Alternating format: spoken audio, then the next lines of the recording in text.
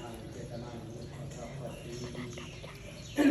สังปฏิตังสุมังทีปะเมวะสมิจจตุสัพเพปุเรนตุสังฆปาจันโทปนรโต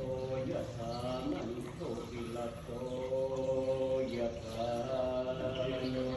วิวัจจันตุสัพพะโลกโควินาศตุมาเตภวัตวันตรายโยสุขีกายุโกภวะอภิวาทนาสีเลสนิจังพุทธาปัจจายิโน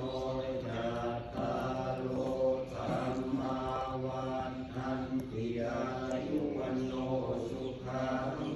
ภะลังมีทิพนังลาภังโสติปัสยังสุขังพลังสีอายุจวันโนจะโกคังโกเทียจะยะตวาสัตวาสาจะอายุจะจีวสิทธิภวันตุเตภวันตุสัพพมังคลังลาภันตุสัพพเทวตาสัพพพุทธา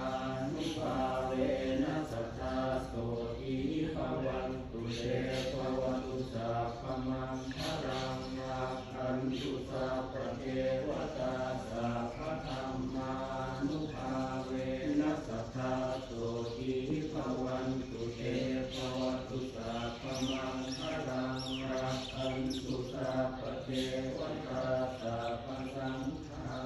นุภาเวนัสสทธาโสติภวันตุเตสังฆโยนิโสปิณฑปาตังปฏิเทวามิเทวทวายานามัทายานามันธนายานาวิปุณนายาสาวะเทวะอิมาสากายาสาธิติยายาปนายา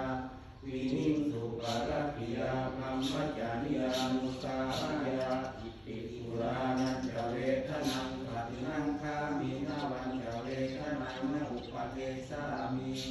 ยาตราจะเมภวิสติอนาวัจตาจะอาสุวิหารโรจามิ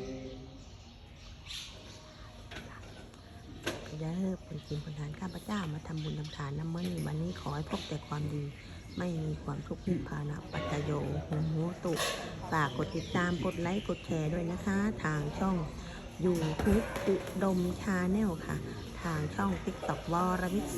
2462นะคะขอให้ทุกผู้ทุกคนนะคะพบแต่ความดีไม่มีความทุกข์นิพพานะปัจจโยโหตุสาธุสาธุสาธุค่ะ